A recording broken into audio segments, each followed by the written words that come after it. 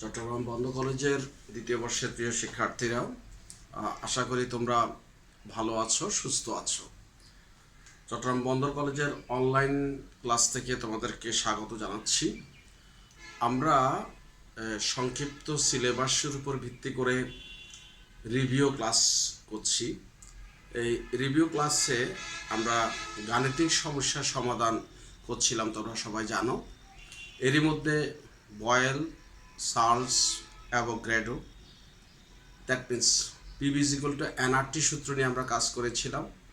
আমরা ডাল্টনের আংশিক চাপ সূত্র নিয়ে কাজ করেছিলাম। আমরা গ্রাহামের গ্যাস ব্যাপন সূত্র নিয়ে কাজ করেছিলাম।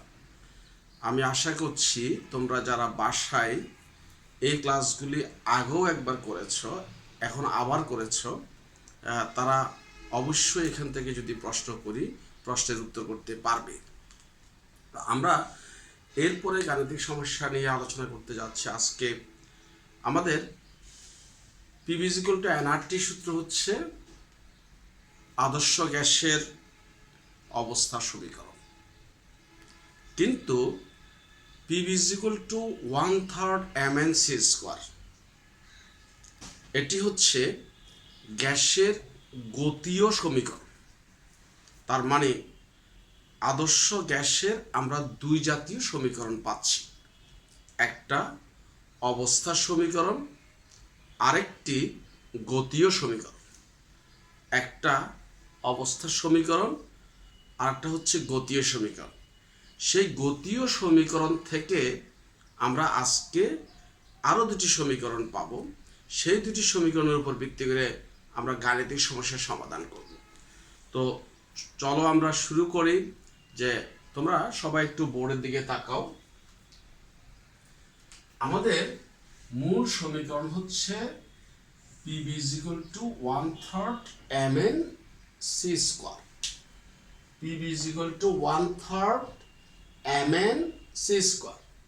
এখানে পি, ভি সব তোমাদের জানা জিনিস, এম, এন এবং c²। এই সি হচ্ছে আমরা গতিবেগ বলে থাকি, আর এখানে মূলত এই সিটা হচ্ছে তোমার আরএমএস বেগ, অর্থাৎ root mean square velocity. Root mean square velocity, RMS বেগ। তাহলে দেখো, এই সমীকরণটাকে যদি আমি একটু অ্যানালাইসিস করে তোমাদেরকে দেখাই, তাহলে সেখান থেকে আমরা এই n মোল গ্যাসের তুমি গতিশক্তি পাবে 3nRT/2। এটা আমাকে মনে রাখতে হবে।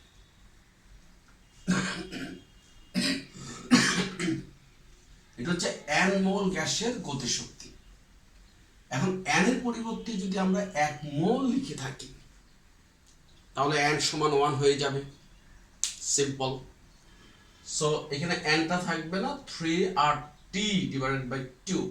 এখানে খেয়াল করো, 3nRT/2, আর নিচেরটাতে শুধু nটা নাই। তাহলে n মোল থেকে আমরা 1 মোলে চলে গেলাম। তারপর আসো, যদি 1 মোলেও যদি আমরা বের না করি, আমাদের যদি একটি অণুর গড় গতিশক্তি বের করতে হয়, শুধু একটা, তোমরা সবাই জানো যে অ্যাভোগাড্রোর যে একটি সূত্র আছে, খেয়াল করো, Na সমান 6.022 × 10⁻23। তোমরা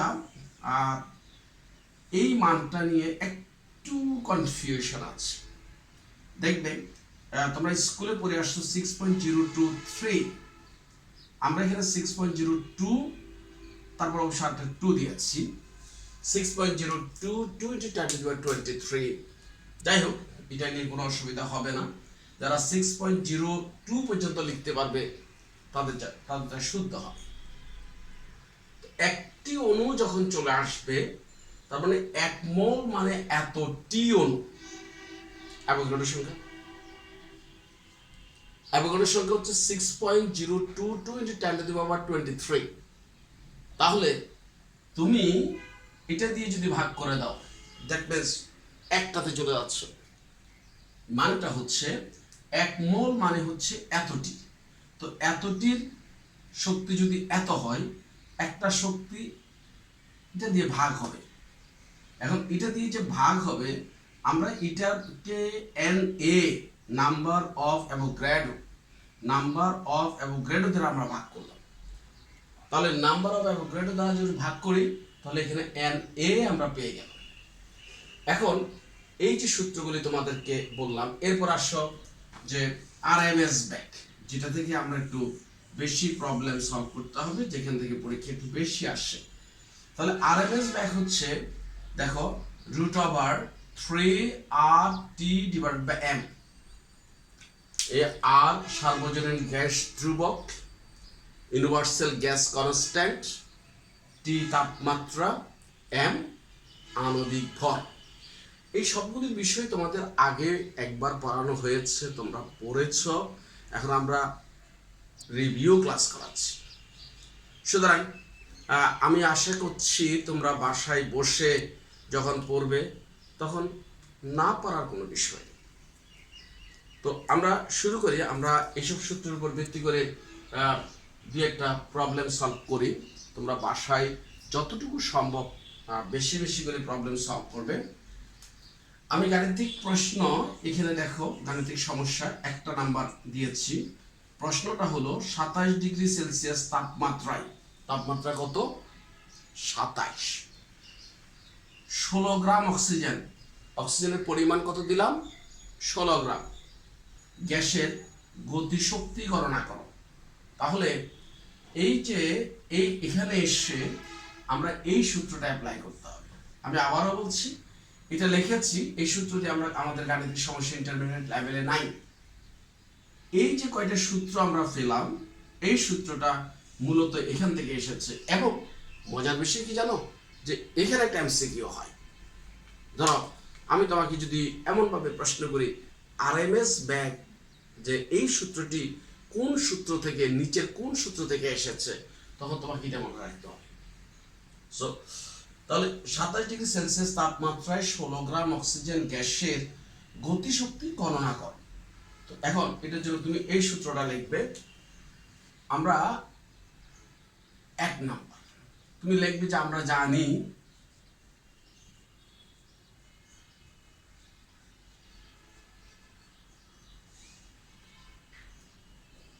n মোল গ্যাসের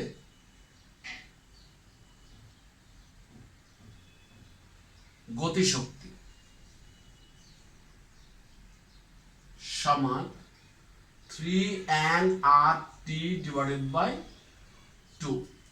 এখানে খেয়াল করো যে টি এর মানটা 27 ডিগ্রি দেওয়া আছে, আর এর মানটা তুমি সরাসরি মুখস্থ লিখবে। আমার এখানে শুধুমাত্র এন এর মানটা বের করতে হবে। এখন এটাকে ধরো আমি একটা সমীকরণে রেখে দিলাম। কি দেওয়া আছে? দেওয়া আছে 16 গ্রাম অক্সিজেন। তো 16 গ্রাম অক্সিজেন সমান, দেখো তুমি জানো যে 1 মোল অক্সিজেন সমান হচ্ছে 32 গ্রাম।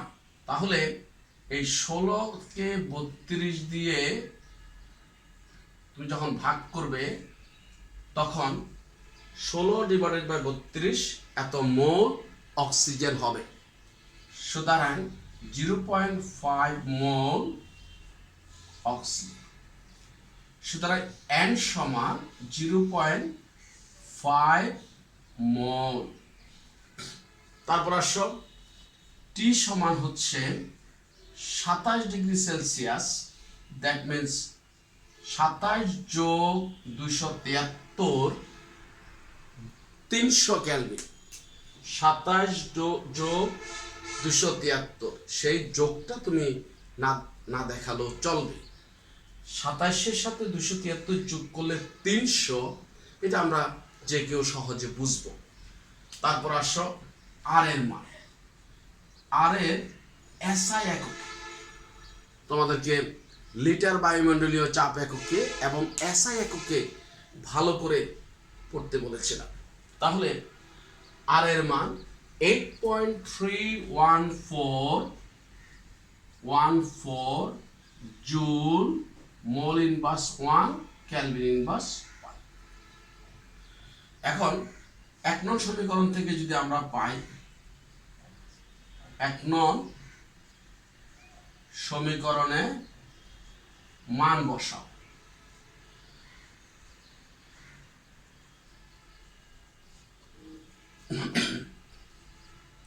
n মোল গ্যাসের গতিশক্তি সমান 3 × 0.5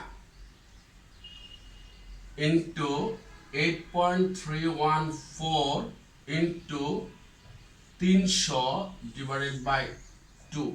এখানে যে মানটা পাবে সেটা জুলে হবে, বাস। এখন এই জিনিসটা তোমরা ক্যালকুলেটরে করে দেখবে। এই প্রশ্নটা তোমার বরিশাল বোর্ড 2019-এ পরীক্ষা দিয়েছিল। তো ক্যালকুলেটর যখন তুমি করবে তখন এর মান পাবে তোমার 1870.65। তাহলে এই মানটা হবে 1870.65। এখন দেখো এখানে অক্সিজেনের, আমরা এই যে অক্সিজেনের পরিবর্তে আমরা যেটা ব্যবহার করি না কেন, শুধুমাত্র আমাদের আণবিক ভরটা জানা দরকার। তো প্রিয় শিক্ষার্থী, আমরা একটা প্রবলেম সলভ করলাম। এভাবে যদি তোমার এই জায়গা থেকে আমরা প্রবলেম সলভ করলাম, এভাবে যদি আমাদের এখান থেকে হোক, এখান থেকে হোক, এখান থেকে হোক, প্রশ্ন যখন দেখবে অবশ্যই তুমি বুঝে যাবে। এখন আমাদের মূল বিষয়টা হচ্ছে আরএমএস ব্যাগ। আমি এখানে একটা প্রবলেম তুলে নিয়েছি। 27°C তাপমাত্রায় অক্সিজেন গ্যাসের আরএমএস ব্যাগ নির্ণয় করো। এটা দিনাজপুর বোর্ড 2019-এ আমরা প্রশ্ন আকারে পেয়েছিলাম। তো আমাদের মূল কাজ হচ্ছে আরএমএস ব্যাগ। আমরা আরএমএস ব্যাগ নিয়ে কাজ করব। আমরা এগুলি সব মুছে ফেললাম।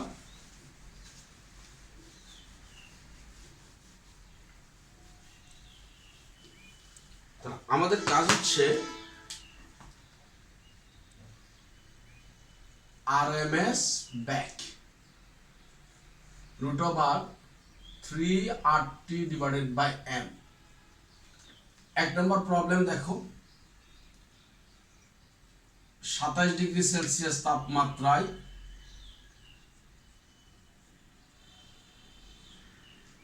অক্সিজেন গ্যাসের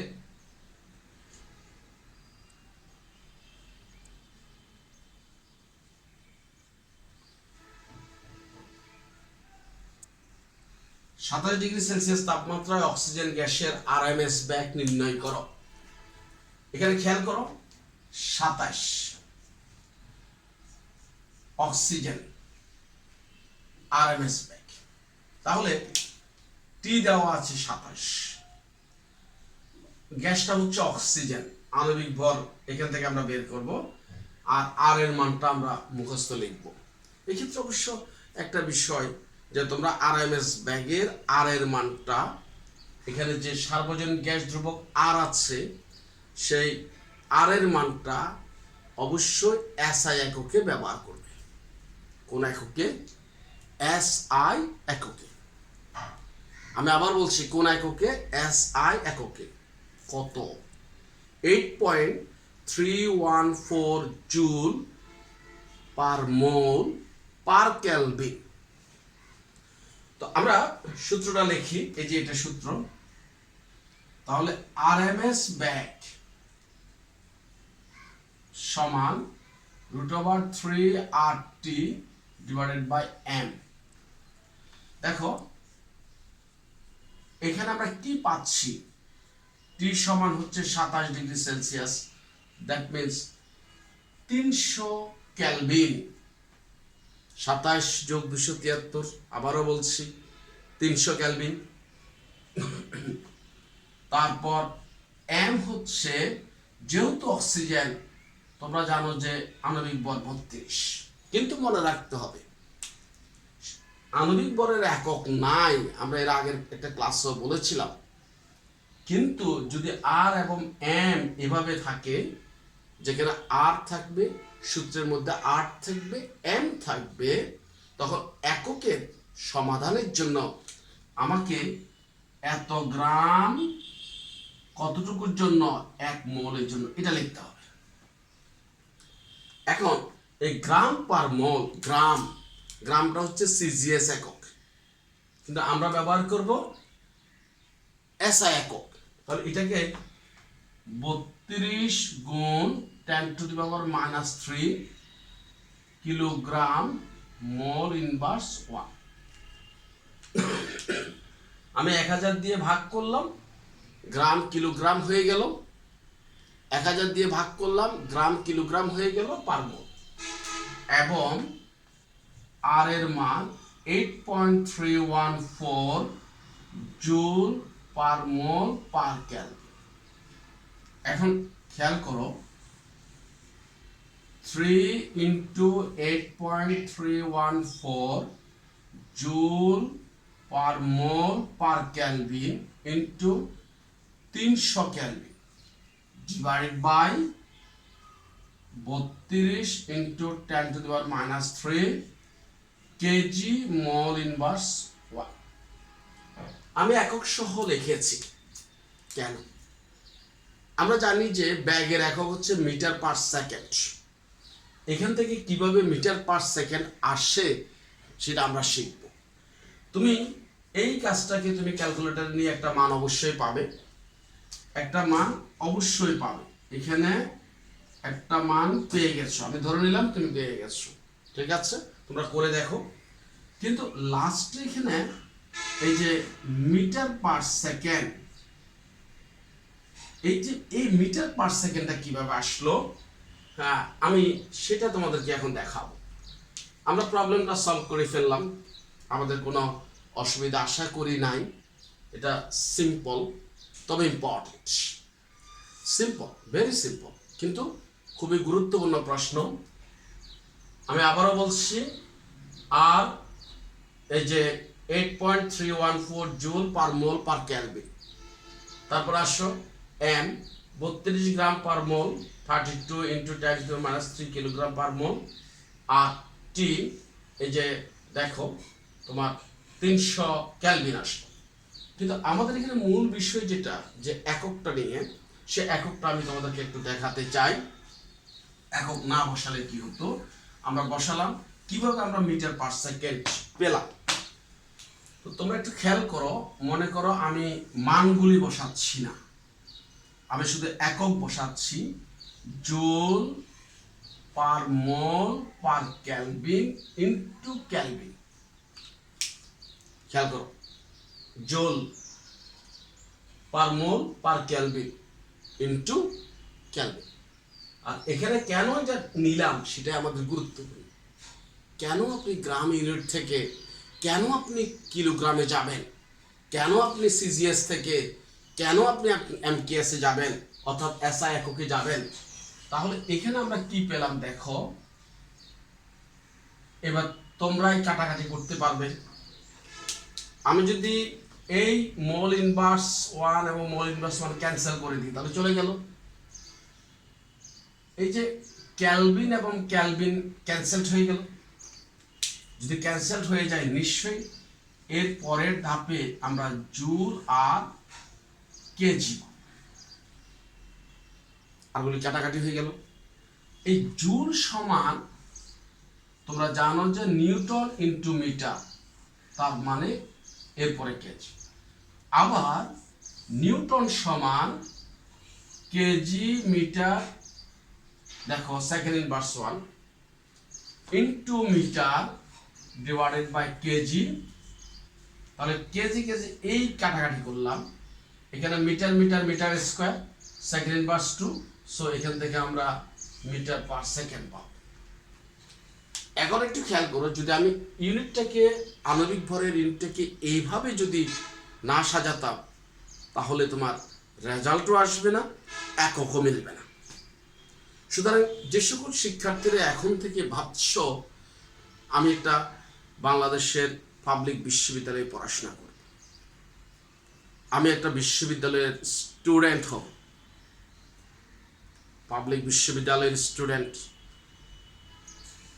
বুয়েট পাবলিক বিশ্ববিদ্যালয়, সুয়েট পাবলিক বিশ্ববিদ্যালয়, রুয়েট, কুয়েট, ঢাকা ইউনিভার্সিটি, চট্টগ্রাম বিশ্ববিদ্যালয়, এই জাতীয় বিশ্ববিদ্যালয়গুলিতে যখন আমি আমাকে নিজেকে দেখতে চাই, কেমিস্ট্রির গাণিতিক সমস্যার যে সকল সমস্যাগুলি তোমাদের সামনে আসবে, সবগুলি সমস্যাকে তোমরা অবশ্যই ম্যাথমেটিক্যাল প্রবলেম সলভ করার সময় এককের দিকে খুব ভালো করে খেয়াল করতে হবে। কারণ যখন তুমি অ্যাডমিশন টেস্টের জন্য কম্পিটিশন করবে, তখন সত্যি সত্যি তোমার সামনে অনেক কম্পিটিটর, সত্যি সত্যি। কিন্তু ইন্টারমিডিয়েট বা এসএসসি পাস করার জন্য তুমি 80 পেয়েছো, তুমি A+ পেয়েছো, এভাবে প্রত্যেকটা সাবজেক্টে A+ পেলে তুমি গোল্ডেন GPA 5 পেয়েছো, বা এক বিষয় 2 বিষয় মিস করলেও তুমি GPA 5 পেয়েছো। সেক্ষেত্রে এমন হতে পারে যে তুমি হয়তো 82% মার্কস বা 83% মার্কস পেয়ে তুমি GPA 5, আরেকজন হয়তো 97 থেকে 98% মার্কস পেয়ে বা 95% মার্কস পেয়ে সে GPA পায়। তখন দুজনের সার্টিফিকেট সেম, কারো সার্টিফিকেটে উল্লেখ থাকবে না যে তুমি কত পার্সেন্ট মার্কস পেয়ে তুমি GPA 5 পেয়েছো বা A+ পেয়েছো। কিন্তু অ্যাডমিশন টেস্টে একদম খুঁটিনাটি বিষয়গুলো তোমাকে টাচ করা হবে। তাহলে আমরা একটা প্রবলেম সলভ করলাম, কিন্তু বেসিক্যালি আমরা আসলে এই সূত্রের এই জাতীয় যতগুলি প্রবলেম আছে সবগুলি প্রবলেম আমরা সলভ করলাম। আমরা আরেকটা প্রবলেম এই সূত্রের, যদি আমি তোমাকে এইভাবে বলি যে দেখো 27 ডিগ্রি সেলসিয়াস তাপমাত্রায়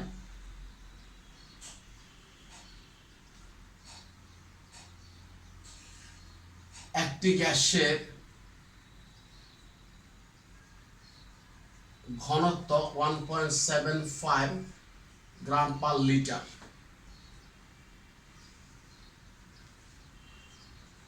27 ডিগ্রি সেলসিয়াস তাপমাত্রায়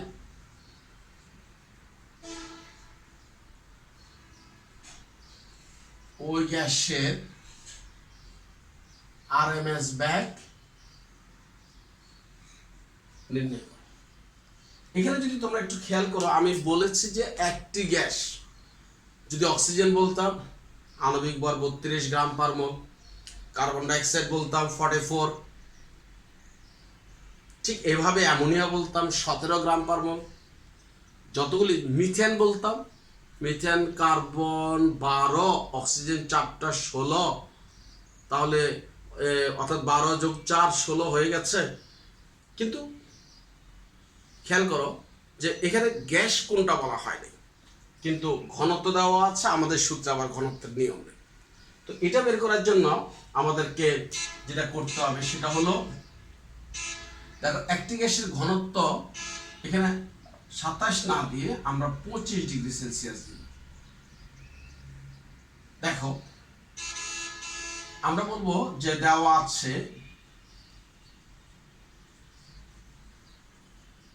আছে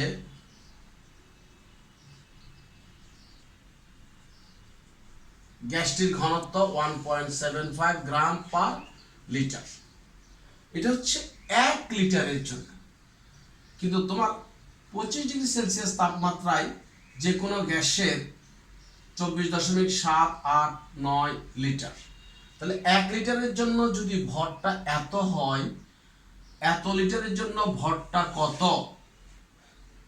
সেটা বের করতে পারলে তুমি আণবিক ভর পেয়ে যাবে। আমি আবার বলছি, ধরো 1 লিটারের জন্য ভরটা যদি হয় 1.75 গ্রাম, সুতরাং 24.789 লিটারের জন্য 1.75 ইন্টু 24.789, এখানে যত হয় ঠিক ততটাই হচ্ছে আণবিক ভর। এরপরে তুমি সূত্রটা বসাও, সহজ। এই কাজটা আমাকে এক্সট্রা করে করতে হবে। তো আমরা গাণিতিক সমস্যা এই চ্যাপ্টারে শেষ করলাম। আগামী ক্লাসে আমরা বাস্তব গ্যাস এবং আদর্শ গ্যাস নিয়ে পড়াশোনা করব। সেখানে আমাদের গুরুত্বপূর্ণ একটা প্রশ্ন হয় এবং তোমাদের জন্য আমি প্রশ্ন সেখানে দিব। সুতরাং এই ক্লাসটা যেরকম গুরুত্বপূর্ণ ছিল আগামী ক্লাসটাও গুরুত্বপূর্ণ। সবাই ভালো থেকো, সুস্থ থেকো। আল্লাহ হাফেজ।